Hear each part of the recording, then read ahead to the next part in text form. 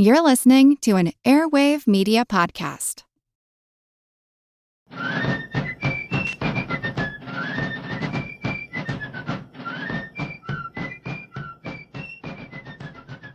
Hello, and thank you for joining the American Revolution.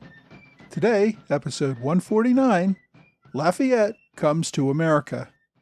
In late July 1777, the Continental Congress was worried about the Northern British Army that had just captured Fort Ticonderoga and was marching southward toward New York City. The main Continental Army was still waiting for the larger British Army in New York City to make its move, most likely against Philadelphia. At this same time, a 19-year-old boy arrived in Philadelphia speaking almost no English. He asked Congress to commission him as a major general in the Continental Army. I mentioned a few weeks ago that the Marquis de Lafayette had received a commission at the end of July. But how this came to pass deserves a little more background. Lafayette is probably one of the most recognized names from the Revolution. How a teenager not only gained such a high military command and became one of the most famous Americans of the era needs some explanation. Lafayette obtained his position in French society in the traditional way. He was born into an important family with great wealth and power. His family had served the king since at least the 12th century. One of his ancestors had been a Marshal of France during the 100 Years' War and had served under Joan of Arc. His father served as a colonel, had been killed in 1759 at the Battle of Minden, when his son was less than a year old. Fun fact, the British general in charge of the artillery that killed his father was General William Phillips, who was now marching south in New York with General Burgoyne. In 1781, Phillips would die in Virginia while being bombarded by artillery under the command of General Lafayette. Lafayette's mother was from an even wealthier noble family and had come with a dowry, including extensive land holdings in Brittany. When her husband died in battle, the family title and fortune fell to their only child. The boy was raised with the best private education that French nobility could provide. He was also raised with stories of French military glory. In 1770, his great-grandfather, uncle, and mother all died, leaving Lafayette with an even greater fortune. His estate produced the inflation-adjusted equivalent of well over $1 million per year to support him. The young millionaire was still only 12 years old. His great-grandfather, before his death, had arranged for Lafayette to receive a lieutenant's commission in the Black Musketeers, the unit responsible for the king's security. He had also arranged for Lafayette to marry into another noble family with a direct blood relationship to King Louis. The marriage did not take place until 1774, when the couple were a little older. By the time of the marriage, Lafayette was 16, and his bride, Adrienne, was 14. Adrienne's father, the Duc d'Ayen, was not only a wealthy noble, but was also a general in the French army. As a wedding gift, the father-in-law promised Lafayette command of one of his cavalry companies when the boy turned 18. Lafayette lived with his wife's family and became close to the royal family, particularly Queen Marie Antoinette. Although he had been raised in wealth and luxury, Lafayette was not comfortable with court life. He wanted to fulfill his dreams of becoming a military officer. The thought of him fighting for the colonies came from a very unlikely source. In 1775, King George III's younger brother, the Duke of Gloucester, had visited France. The Duke and his wife attended a dinner hosted by the Comte de Broglie, who was at the time Lafayette's commander. Captain Lafayette attended the dinner, where the Duke criticized his brother's handling of the American colonies and numerous other things. The two brothers had been at odds for years, the king having disapproved of the Duke's marriage years earlier. At the time of the dinner, word had only recently reached Europe about the battles of Lexington and Concord. Both the Duke and the Comte de Broglie were also Masons and spent much of the evening talking about Masonic notions of equality and the rights of man. Lafayette listened attentively and said later that it was that night that he decided to fight for the American cause. In June 1776, as part of a general military restructuring to save money, Lafayette was moved to the reserves, meaning he had no military duties. His career in the French army was going nowhere. This only increased his desire to go to fight for America. Because of his age, he could not leave without the permission of his father-in-law, who refused to let him go. Adrian had just given birth to the couple's first child. The Duc d'Enghien did not want to see the boy go get himself killed on some military adventure before the family even got started.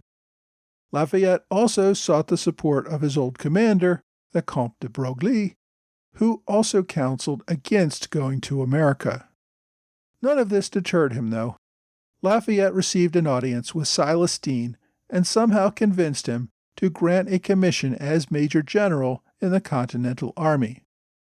Now, at this time, Lafayette was only 19 years old and held a commission as only a captain in the French Army Reserves.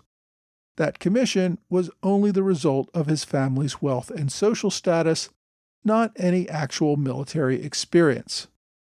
Even so, Lafayette convinced Deane to grant him a commission. Part of it was his willingness to serve with no pay. Lafayette also convinced Deane that his service would increase French public support for the American cause. Lafayette would encourage the French government to become more involved in the cause of liberty. Deane granted General de Kalb a commission as Major General as well. By the end of 1776, news of the British capture of New York had reached France. Officials feared that the rebellion might be crushed and that sending French officers to their aid might only start a war with Britain. Besides, Lafayette's wife was now pregnant with their second child. His father-in-law still had no interest in letting Lafayette abandon his new family. Instead, the Duc d'Enghien convinced Lafayette to go to London and visit the Duke's brother, who was at the time the French ambassador to Britain. Lafayette complied, gaining an introduction to British society. On his 3-week trip, he met with General Henry Clinton, Lord George Germain, and even had an introduction to King George III. None of this changed his mind, though. When he returned to France, he did not go home. Instead, he planned to use the ship he had purchased to sail to America with General de Kalb and a number of other French officers ready to join the Continentals. At Bordeaux, the men boarded the ship, which he renamed the Victory. In signing papers with French immigration officials, he used his name, Gilbert du Mortier, thinking the use of his better-known title, Marquis de Lafayette, would set off alarms. He did send a note to his wife, letting her know what he was doing. Then, rather sailing directly to America, the ship first docked at a port in Spain. By this time, Lafayette's wife had received his note and alerted her father. The Duc d'Enghien went straight to the king, who issued orders that all French officers, especially Lafayette, should not go to America and should return to France if they had already left. Lafayette received word of these orders while in Spain and returned to Bordeaux. Lafayette wanted to go to Paris, but was instructed to go to Marseille, where his in-laws were staying at the moment. Lafayette originally planned to obey until he got a message from his old commander, the Comte de Broglie. De Broglie thought he might convince the Continental Congress to give himself full command of the Continental Army. Remember, I discussed this back in episode 115, that the French actually thought that the Americans, without any trained military officers, might be willing to hand over the entire command of the Continental Army to the French. The American colonies would come under France's control and would possibly end up becoming French colonies in the end. The Comte de Broglie wanted de Kalb, who was on Lafayette's ship, to go to America and see if this was a possibility. De Kalb had instructions to negotiate such an agreement with the Continental Congress. Lafayette was not part of these negotiations. He was just the rich kid who was providing the ship to take them to America. In fact, it was de Broglie's aide, de Kalb, who had introduced Lafayette to Dean and helped him to get his commission, obtaining that Major General's commission for de Kalb at the same time. Also joining the ship as a passenger was the Viscount de Moray, who had also been promised a commission as a Major General in the Continental Army.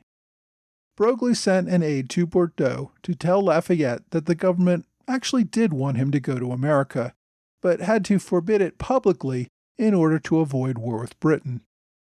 It's not entirely clear that this was true. In fact, there were many within the government who held differing views on how France should get involved, and no one was really certain about the true feelings of the king or Foreign Minister Vergennes. With de Broglie's assurance, though, Lafayette pretended to depart for Marseille and then set sail for America on April 20th, 1777. During the voyage, Lafayette got to know the other officers planning to fight in America. He soon realized that not all of them had particularly ideological motives. De Moray, in particular, seemed relatively hostile to the idea of a republic that would be independent of Europe. In one diatribe to his fellow passengers, de Moray summed up his view of the Americans. Fanaticism, insatiable greed, and poverty. These are unfortunately the three causes that incessantly drive to these shores masses of immigrants who come to slay the natives and destroy in a wasteful spirit forests as old as the world itself. They drench a still virgin soil with the blood of the aborigines and fertilize it with thousands of corpses scattered over fields seized by force. In this picture, which is only too true, do you see fewer horrors than could be shown in the continent which we are leaving. Now, French ships ordinarily did not sail straight to America. Doing so risked seizure by the British Navy. Instead, they would travel to a French colony in the West Indies and then make a quick dash to the continent from there. Lafayette, however, was having none of that. He wanted to sail directly to America. He was in a hurry to arrive, and besides, stopping at a French colony would give only another opportunity for government officials to stop them and send them home. Their ship had no significant cannons as defense. If they had been stopped, they would have no chance of defending themselves. The gamble, however, paid off, as the ship made its way across the Atlantic without incident. After 2 months, the party landed in South Carolina in mid-June 1777. The crew first encountered a group of slaves working to collect oysters along the shore. These men guided them to the nearest plantation, owned by Major Benjamin Huger. There, the landing party was met with barking dogs and guns pointed at them. Huger thought they were a British landing party. Once they convinced him of who they were, he invited them into his home and welcomed them. After obtaining local pilots, the ship made its way to Charleston. Lafayette, de Kalb, and a few other officers opted to travel overland, some on horseback and some walking. The group reached Charleston on June 17th. When the group first arrived in town after their march, they probably looked rather scruffy. Many other French would-be officers had passed through Charleston. Many of these men had been failures without any real military abilities, looking for opportunities in America. So, at first, Charleston gave this group the cold shoulder. But after their ship arrived the following day, they realized that these were men of substance who could be a real help to the cause. The group then enjoyed 8 days of feasts and celebrations with the town's elite. At this point, Lafayette donated most of the supplies that he had brought with him aboard his ship to the South Carolina militia. The French officers met with John Rutledge, then president of South Carolina. They also inspected the defenses with General William Moultrie. Both men, like Lafayette, were also Freemasons, which helped to create an instant bond between the men. After that, the French officers made their way overland to Philadelphia, a trip taking many more weeks. Along the way, they stopped in North Carolina to meet with Governor Richard Caswell. On July 27th, the group finished its 650-mile journey to Philadelphia. They arrived on a Sunday when Congress was not in session. Still eager to make contact, they sought out President John Hancock at his home. Hancock blew off the group and said they should seek out Robert Morris, who headed the committee that dealt with French relations. On Monday morning, the French delegation put on their dress uniforms and presented their credentials to Congress. Their welcome was less than they expected. The three would-be major generals were, in Lafayette's words, treated like dogs. They were left standing out in the street in front of Independence Hall for some time. Eventually, two delegates, Robert Morris and James Lovell, who spoke French, came to speak with them outside. Morris informed them that Dean had exceeded his authority in offering them commissions as major generals. Congress was interested in getting a few officers with engineering experience, but that was it. They gave the group, who had expected to be greeted as heroes, a nice thanks but no thanks, and asked them to leave. Congress was simply in no mood for more French officers at this time. The two French officers that had already received commissions as generals in the Continental Army, de Boer and de Fermoy, had both proven disasters. You may recall General Fermoy had run away from the enemy at first sight near Trenton, leaving his regiment on its own, and had just recently set fire to his cabin at Mount Independence, thus revealing the secret retreat from Fort Ticonderoga. A few months before Lafayette had arrived in Philadelphia, Charles Tronçon du Coudray had come with another commission from Dean promising to make him a major general as well. Coudray had proven arrogant and demanding, insisting that he be made commander of artillery along with an expensive salary. American generals, who by this time had combat experience and were leading their armies, were offended by the idea that a bunch of Frenchmen could just come in and be given a command over them. Several American generals, including Knox, Sullivan, and Greene, threatened to resign if this happened. In late July, Congress was still in negotiations with Du Coudray over what position he would get. They were not interested in his leadership, but they also did not want to offend France by telling him to pound sand. It was in the middle of all this that these three additional would-be major generals showed up on Congress's doorstep, demanding their promised commissions as well. So this background explains the cold shoulder that Lafayette and his companions received. Congress was in no mood to have its army led by a bunch of French adventurers. Lafayette, though, was not ready to take no for an answer. He met with several delegates, including Robert Morris, who was focused on building the alliance with France. Lafayette convinced him of his ardor for the cause, but he also made clear that he would serve as a volunteer without pay.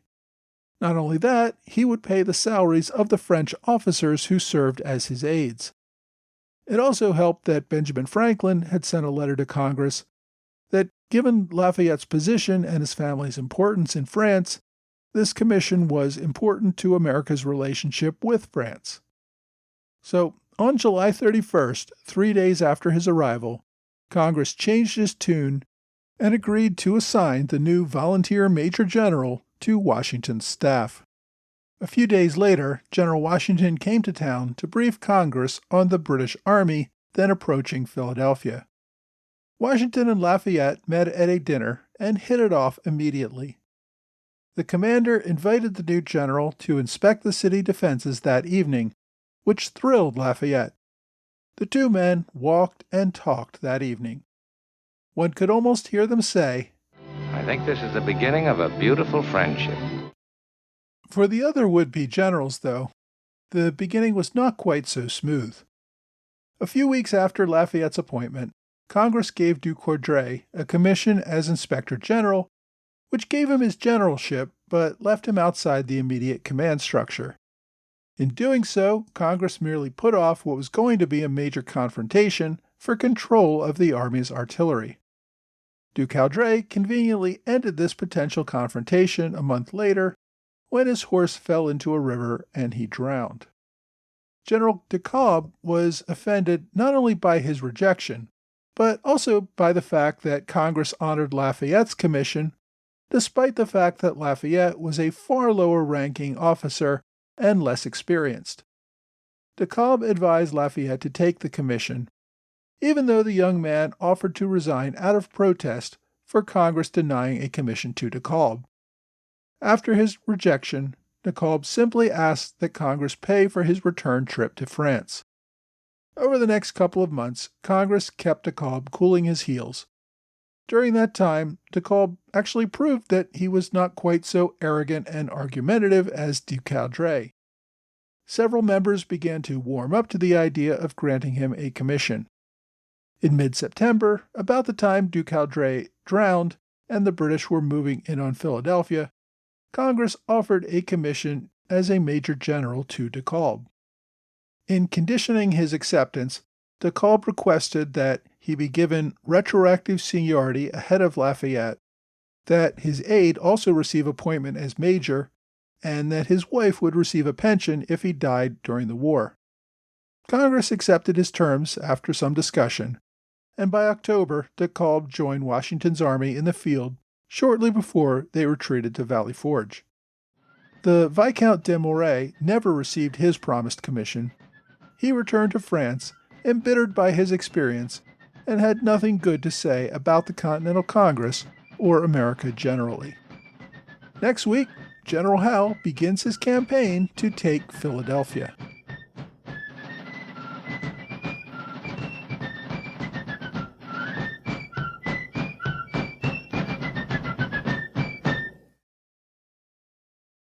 Hey, thanks for joining the American Revolution Podcast After Show. Special thanks to Trey Nance, who supports the podcast at the Hamilton Club level, as well as Tyson France, who runs Liberty & Co. and supports the show at the Robert Morris Circle level. If any of you visit the Liberty & Co. website, which is at libertyand.co, use the code AMREV, A-M-R-E-V, to get 20% off any purchases of the many Revolutionary War and Founding-era items available there. I appreciate all my supporters on Patreon who have stuck with me through these difficult times. Again, for those who have had to drop out, I totally understand, and please continue to enjoy the show. This week, I talked about how the Marquis de Lafayette got his start in America. Lafayette would go on to prove himself several more times on the battlefield, but his real impact on America was to help with the effort to involve France with the American cause. As we'll see in future episodes, he actually returns to France for several years during the war in order to lobby for more assistance to the American cause, coming back, though, in time for the victory at Yorktown. After the war, Lafayette returned again to France to resume his life there. He was a national celebrity in France as well as America. The French philosopher Voltaire called him the hero of two worlds. Of course, Lafayette would go on to play a key role in the French Revolution as well. He commanded the French National Guard during the storming of the Bastille, which became perhaps the most famous symbol of the Revolution. He's also credited with designing the tricolor flag that France uses to this day. Lafayette, though, never became a radical. His relatively moderate positions created problems for him on both the right and the left during the French Revolution. He spent several years in prison. Lafayette's wife, Adrienne, was also imprisoned, along with her sister, mother, and grandmother. The sister, mother, and grandmother all went to the guillotine during the Reign of Terror. Lafayette and his wife were only spared due to the diplomatic efforts of U.S. officials in France at the time. Even after his death, Lafayette has become the personification of Franco-American relations. When the American army first reached France in 1917 to fight for the liberation of France in World War I, they famously announced, "Lafayette, we are here." That meant that the U.S. was finally repaying its debt to France for assistance in liberating America. Lafayette, of course, has numerous honors within America, including the square in front of the White House being named in his honor. He's also had both U.S. and French naval ships named after him. In addition, he has dozens of U.S. cities and counties named in his honor. As recently as 2002, Lafayette's memory came into service once again.